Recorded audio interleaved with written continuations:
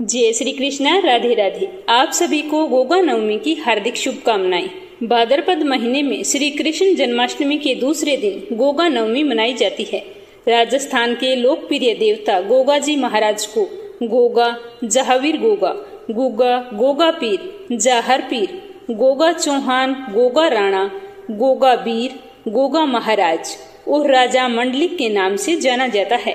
राजस्थान के हनुमानगढ़ जिले का एक छोटा सा कस्बा गोगा मेड़ी, जिसमें भादो माह के कृष्ण पक्ष एवं शुक्ल पक्ष की नवमी तिथि को बहुत ही बड़ा गोगा जी का मेला भरता है। इस मेले में श्रद्धालु राजस्थान राज्य के अतिरिक्त जम्मू कश्मीर, पंजाब, हरियाणा, उत्तर प्रदेश एवं गुजरात से वहां पर आते हैं। गोगा नवमी के पर्व को बड़े ही उत्साह के साथ मनाया जाता है। बाबा गोरखनाथ के परम शिष्य गोगा जी महाराज को नागों का देवता माना गया है, इसीलिए इस दिन नागों की पूजा की जाती है। ऐसा माना जाता है कि पूजा स्थल की मिट्टी को घर पर रखने से सांपों के भय से मुक्ति मिलती है। पौराणिक मान्यता के अनुसार गोगा जी महाराज की पूजा करने से सर्पदंश का भय नहीं रहता।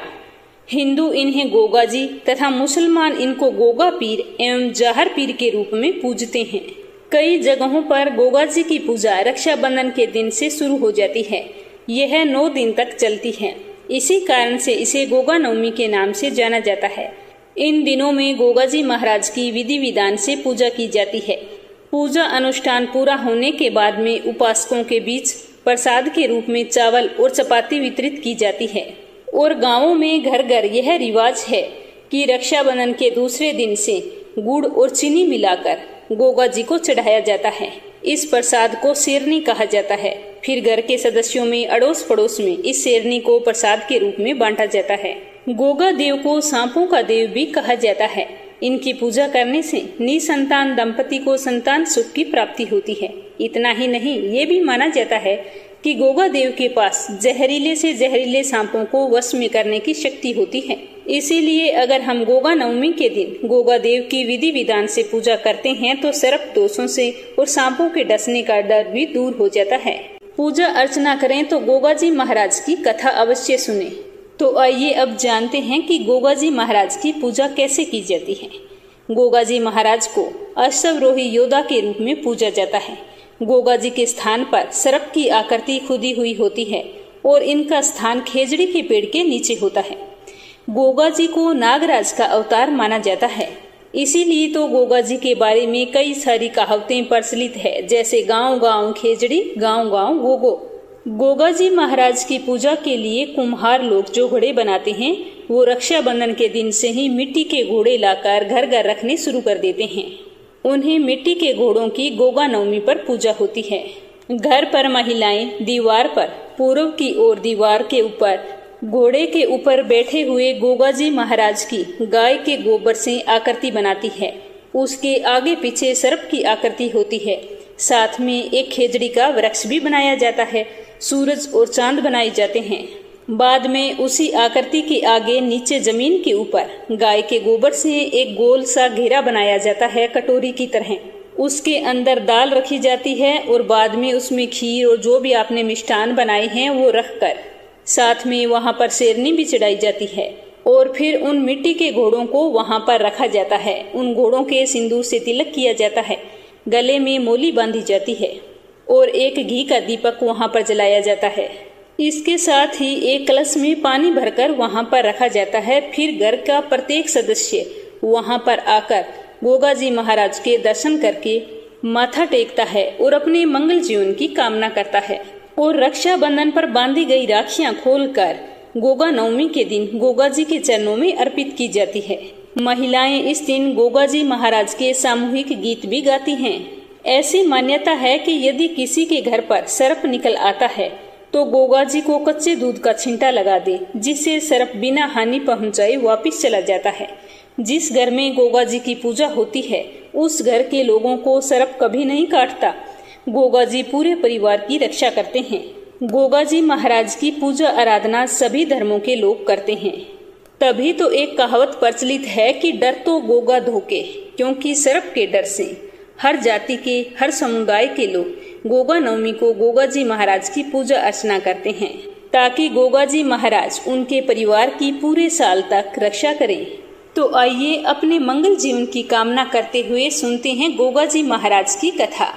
बोलो गोगा जी महाराज की जय हो। बोलो नागराज देवता की जय हो। गोगा जी का जन्म भाद्रपद कृष्ण नवमी को ददरेवा चूरू नामक स्थान पर हुआ था। गोगा जी को सांपों का देवता तथा जाहर पीर देवता भी कहा जाता है। इनके पिता का नाम जेवर जी चौहान तथा माता का नाम बाछल दे था। इनकी पत्नी केमल दे थी, जो कोलू मंड के बूढ़ोजी राठौर की पुत्री थी। जहावीर गोगा के गुरु का नाम गोरखनाथ था तथा इनकी घोड़ी का नाम नीली था।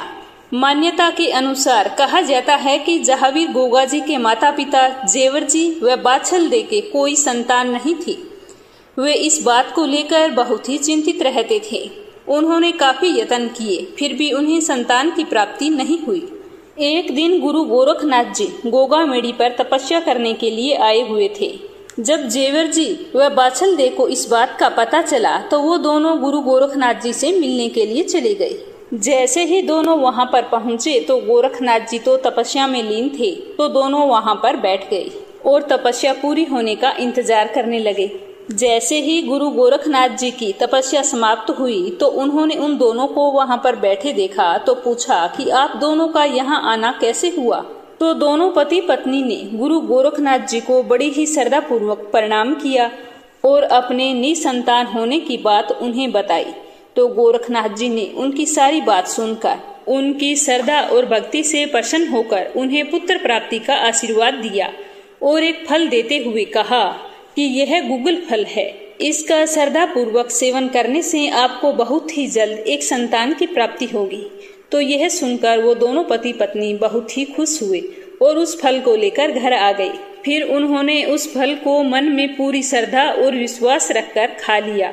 कहा जाता है कि उस फल के खाने के 9 महीने बाद ही गोगा जी का जन्म हुआ था। गूगल फल के कारण उनका जन्म हुआ, इसीलिए उनका नाम गोगा जी रखा गया। समय के साथ गोगा जी बड़े होते गए। फिर उनका विवाह केमल दे के साथ हुआ। कहते हैं कि कुछ समय बाद गोगा जी का अपने मौसेरे भाई अर्जुन चौहान व सुरजन चौहान के साथ कुछ जमीन के मसलों को लेकर झगड़ा हुआ।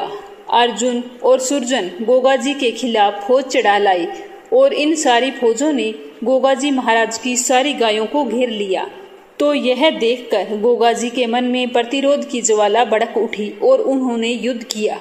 गोगा जी युद्ध में चपल और सिद्ध होने के कारण रण क्षेत्र में हर कहीं दिखाई देते थे। उनके इस रण कौशल को देखकर ही महमूद गजनवी ने कहा था कि यह तो जहीरा पीर है, यानी कि साक्षात देवता के समान प्रकट होता है।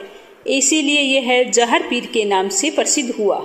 कहा जाता है कि युद्ध भूमि में गोगा पीर अपने 46 पुत्रों और 60 भतीजों के साथ वीर गति को प्राप्त हुए।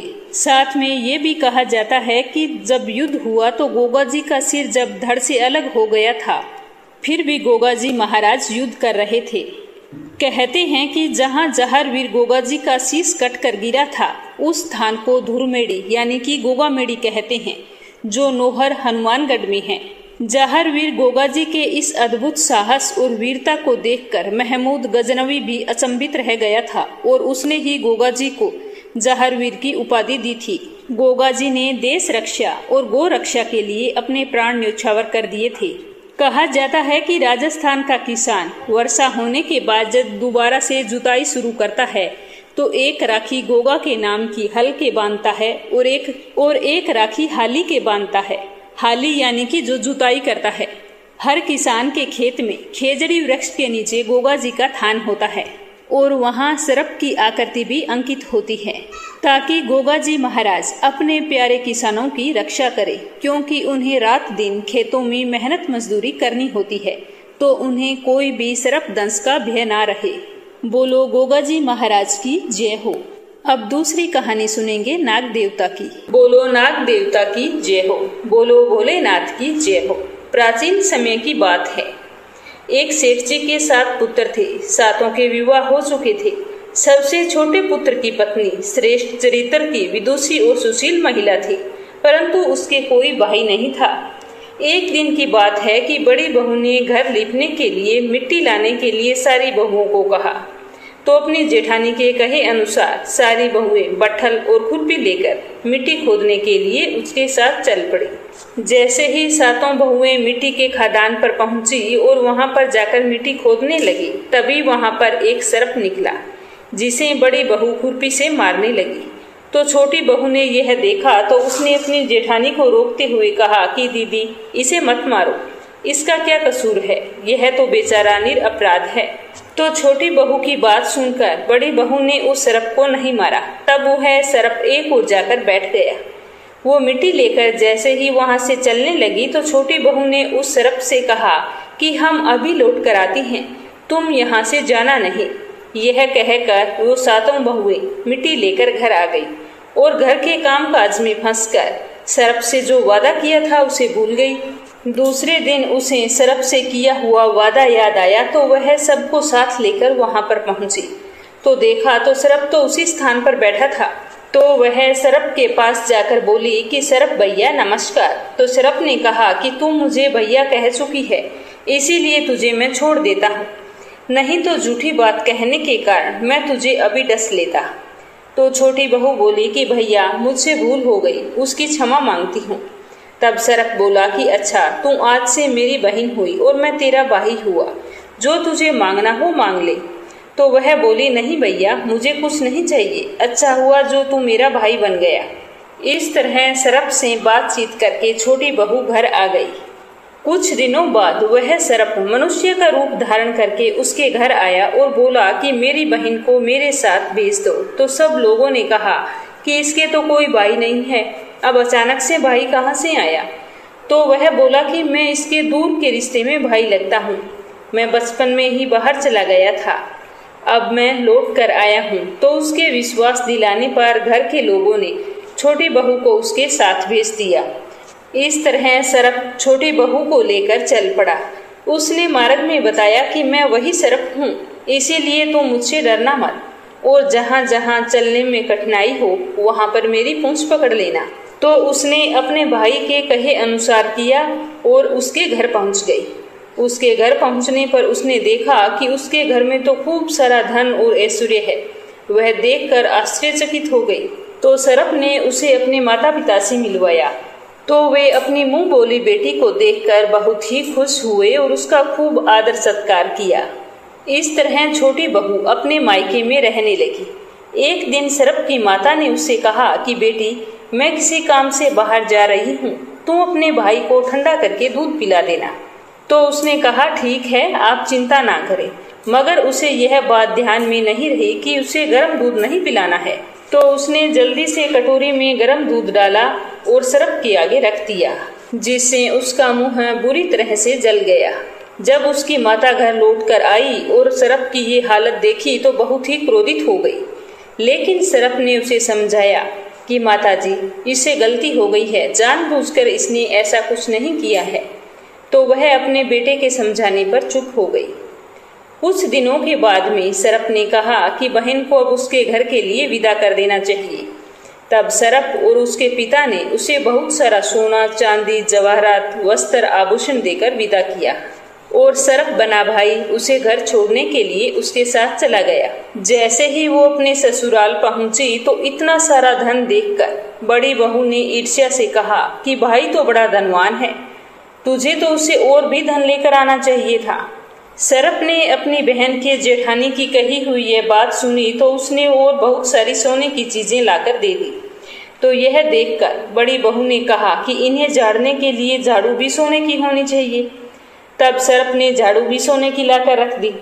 सर्प ने छोटी बहू को हीरो मणियों से जड़ा हुआ एक अद्भुत हार भी दिया था, जिसे छोटी बहू ने अपने गले में पहन लिया। उस हार की चर्चा पूरे गांव में फैल गई और फैलते फैलते उस देश की रानी के पास यह खबर पहुंची। तो उसने राजा से कहा कि सेठ जी की छोटी बहू के यहाँ जो हार है वो यहाँ पर आना चाहिए, मैं उसे पहनूंगी, उसे पहनने का हक सिर्फ मेरा है। तो रानी की बात सुनकर राजा ने अपने मंत्री को हुक्म दिया कि सेठ जी की छोटी बहू के गले में जो हार है उसे जल्दी से लेकर आओ। तो राजा के कहे अनुसार मंत्री सेठ जी के यहाँ गया और जाकर कहा कि आपकी छोटी बहू का जो हार है वो राजा ने मंगवाया है। इसीलिए आप वो हार हमें लाकर दे दो। तो सेठ जी ने राजा के डर से अपनी छोटी बहू का हार मंगवाकर मंत्री को दे दिया। लेकिन यह बात छोटी बहू को बहुत ही बुरी लगी। उसने अपने सरफ भैया को याद किया और प्रार्थना की कि भैया, रानी ने मेरा हार छीन लिया है, तुम कुछ ऐसा करो कि जब वह हार उसके गले में रहे तो सरफ बन जाए, जब वह मुझे लौटाए तो हीरों और मणियों का हो जाए। तो सरफ ने अपनी बहन की आवाज सुनी और ठीक वैसा ही किया। जैसे ही मंत्री ने हार ले जाकर राजा को दिया और राजा ने रानी को पहनाया तो वह तो सरफ बन गया। यह देखकर रानी जोर जोर से चीखने लगी और रोने लगी। तो यह देखकर राजा ने सेठ के घर खबर भेजी कि छोटी बहू को तुरंत राजमहल में भेजो।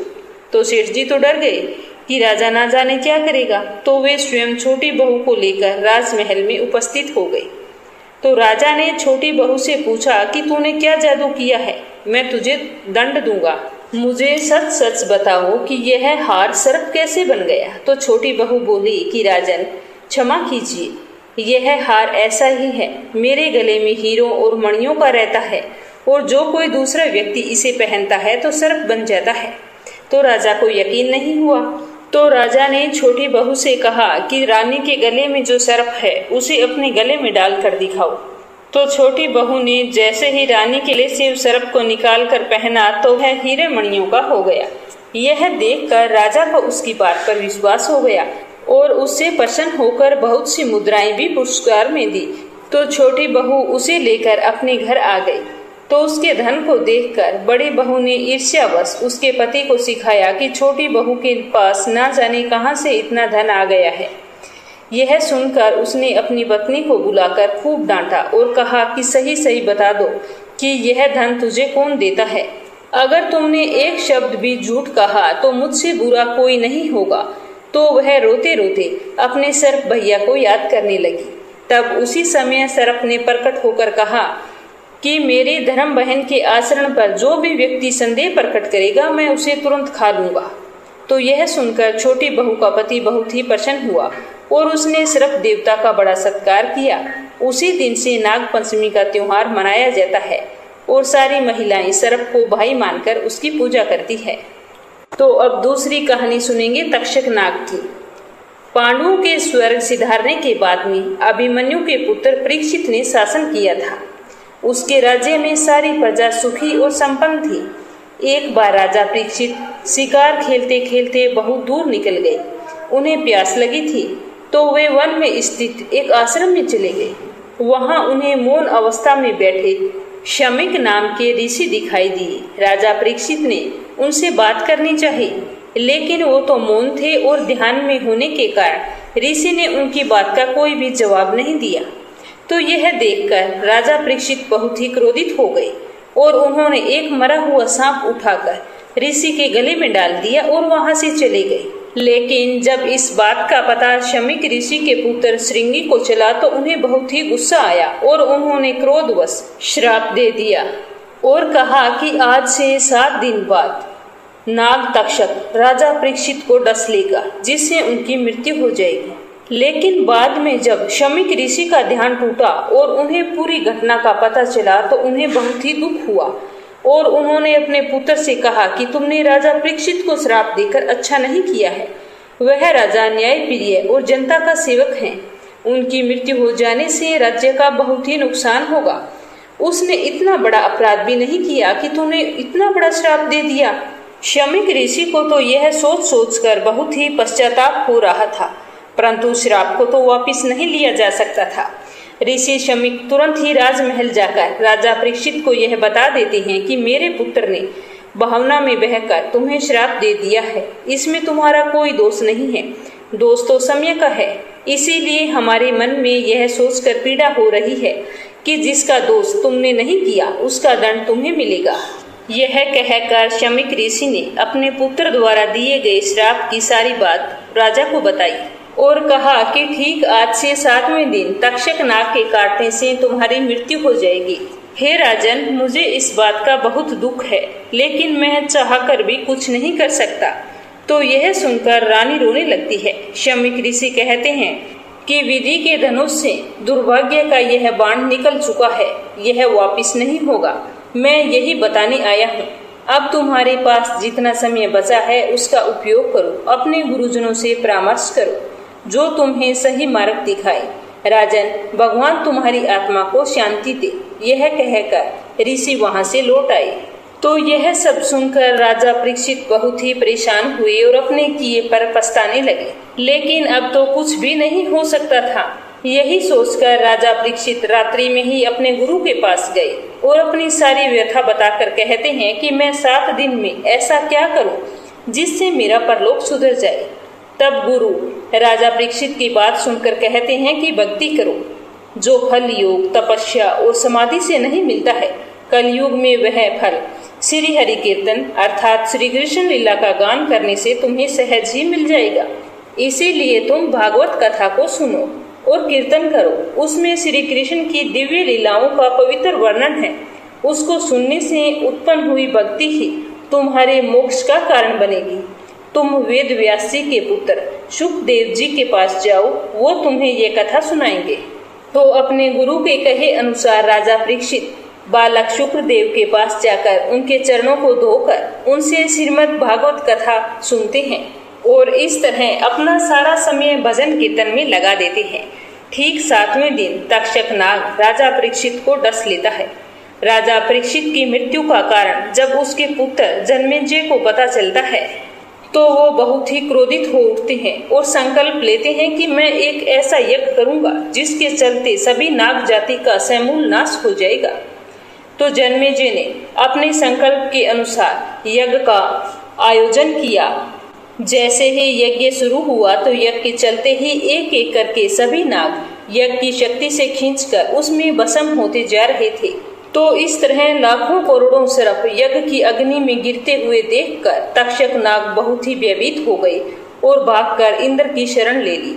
वह इंद्रपुरी में रहने लगा। वासुकी की प्रेरणा से एक ब्राह्मण जन्मेजय के यज्ञ स्थल पर पहुंचा और यजमान तथा ऋषि जनों की स्तुति करने लगा।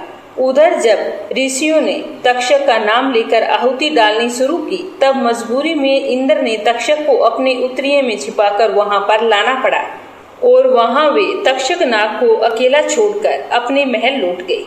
ऐसे समय माता मनसा देवी के पुत्र विद्वान बालक आस्तिक से प्रसन्न होकर जन्मेजय ने उसे एक वरदान देने की इच्छा प्रकट की थी।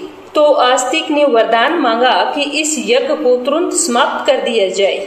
बस इसी कारण तक्षक नाग यज्ञ अग्नि में गिरने से बच गया, क्योंकि उसके नाम के आह्वान के साथ वह अग्नि में गिरने जा रहा था। उसी समय यज्ञ समाप्ति की घोषणा कर दी गई।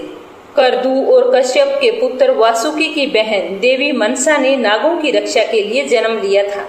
अधिकतर जगहों पर मनसा देवी के पति का नाम ऋषि जरत्कारु बताया जाता है और उनके पुत्र का नाम आस्तिक है, जिसने अपनी माता की कृपा से सर्पों को जन्मेज के यज्ञ से बचाया था। बोलो मनसा देवी की जय हो। नाग पंचमी पर सुनी जाने वाली तीसरी कहानी। एक छोटे से गांव में एक विधवा महिला दूध बेचा करती थी। उसकी एक बहुत ही सुंदर कन्या थी। वह कन्या बहुत ही संस्कारी और सरल स्वभाव की थी।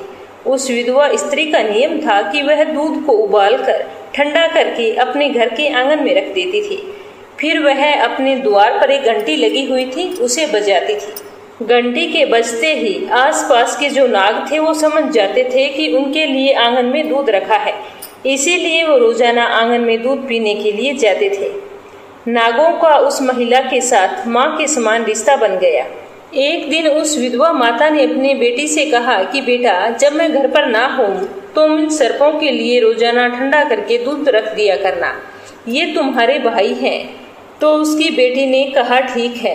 फिर जब कभी उसकी माँ घर पर नहीं होती तो वह दूध गर्म करके ठंडा करके आंगन में रखकर घंटी बजा देती, जिसे सारे सर्प वहां आकर दूध पीकर वापस चले जाते। ऐसा करते करते समय बीतता चला गया। समय के साथ वह कन्या भी बड़ी हो गई। तब उसकी माँ ने उसका विवाह दूसरे गांव के मुखिया के सबसे छोटे बेटे से कर दिया। मुखिया के 7 बेटे थे। सारे बेटों की शादियां हो चुकी थी। घर में 7 बहुओं में सबसे छोटी बहू उस बुढ़िया की बेटी थी। वह बहुत ही संस्कारी और आज्ञाकारी थी। कुछ समय बीतने के बाद में सावन का महीना शुरू हुआ। घर की सारी बहुएं बहुत ही खुश थी क्योंकि उनके भाई उन्हें मायके लेकर जाने वाले थे। वह पूरा महीना अपने मायके में आराम से रहने वाली थी। घर की सबसे बड़ी बहू सबसे छोटी बहू के पास आकर कहती है कि तुम्हारा तो कोई भाई नहीं है, तुम अब क्या करोगी?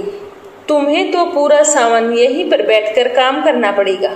तो यह सुनकर छोटी बहू बहुत ही दुखी हुई और रोने लगी। वह रोते रोते एक पेड़ के पास जाकर बैठ गई। तभी उस पेड़ से अचानक एक विशाल कायनाग बाहर आया। उन्होंने छोटी बहू को बहन कहकर पुकारा और कहा कि तुम्हारी माँ और तुम मुझे दूध रोजाना पिलाती थी, तभी से मेरा तुम्हारे साथ भाई का रिश्ता है। तुम मेरी बहन हो, दुखी मत होना, मैं तुम्हें अपने घर नागलोक लेकर जाऊंगा। तो यह सुनकर छोटी बहू बहुत ही खुश हुई और वह नाग देवता के साथ नागलोक चली गई। वहां पर नाग देवता के छोटे छोटे सर्प थे जिन्हें नाग माता रोजाना ठंडा करके दूध पिलाया करती थी। एक दिन नाग माता ने छोटी बहू को सर्पों को दूध पिलाने के लिए कहा, तो वह समय के साथ ठंडे दूध वाली बात भूल चुकी थी। तो उसने गलती से गर्म दूध सर्पों को पिला दिया, जिससे सर्पों के फन जल गए।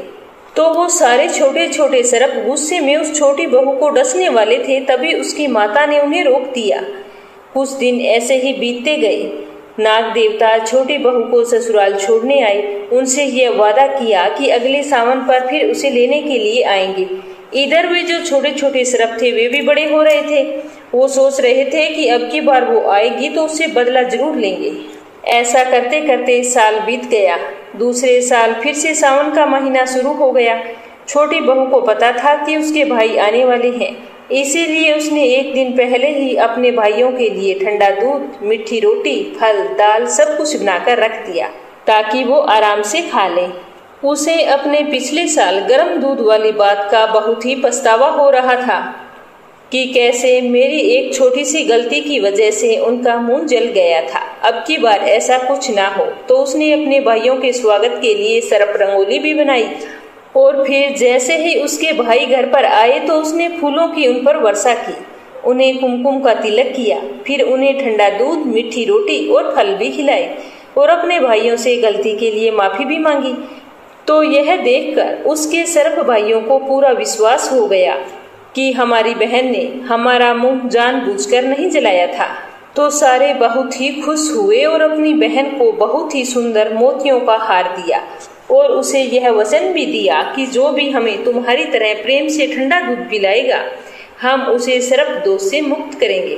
तभी से सावन मास की शुक्ल पक्ष की पंचमी तिथि को नाग पंचमी का त्योहार मनाया जाता है, जिसमें सारी औरतें नाग देवता को भाई मानकर उसके लिए ठंडा दूध, मीठी रोटी, फल फूल आदि से उनकी पूजा करती है और अपने मंगल जीवन की कामना करती है। तो ये थी गोगा जी महाराज की कथा। हे गोगा जी महाराज, कथा कहने में, सुनने में अगर कोई गलती हुई हो तो क्षमा करना और अपने भक्तों पर हमेशा अपनी कृपा दृष्टि बनाए रखना। जो भी गोगा जी महाराज के परम भक्त हैं वो कथा सुनने के बाद में कमेंट बॉक्स में जय हो गोगा जी महाराज की अवश्य लिखना।